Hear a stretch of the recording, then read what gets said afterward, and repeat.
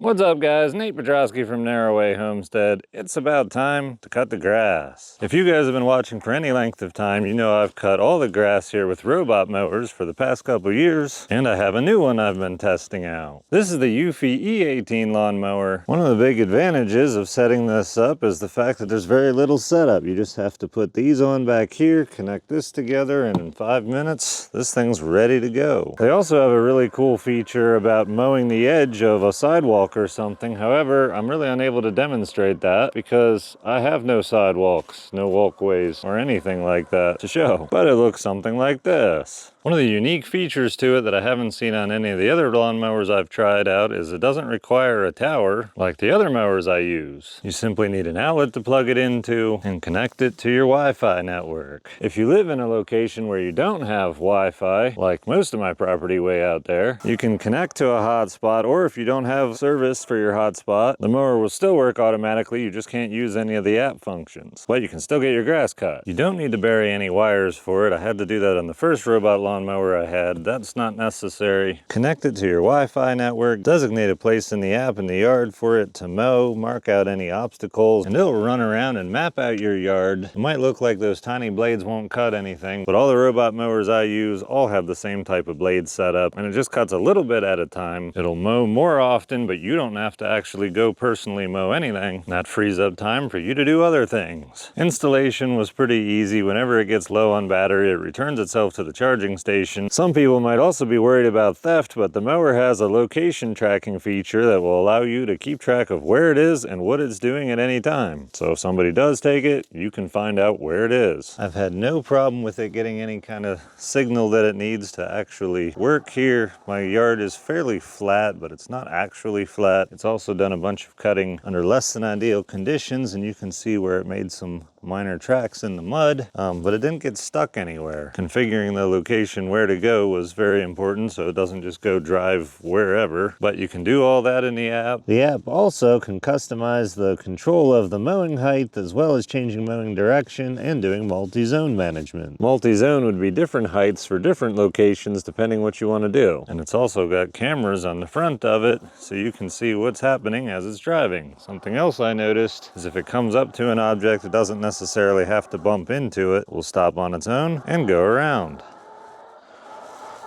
I took a couple short clips trying to make sure it was actually cutting, and when I set the deck low enough, because it's early spring, it was indeed cutting the grass really well. It doesn't leave big clippings. All those just kind of fall and get decomposed between the grass blades. If you're interested in getting a robot mower or learning more about this one, you can check out the links below. This mower I'm demonstrating is the E18. You can get an E15, which is cheaper. It just cuts a smaller area before it has to charge. They currently have a sale now. If you buy one, you get $200 off.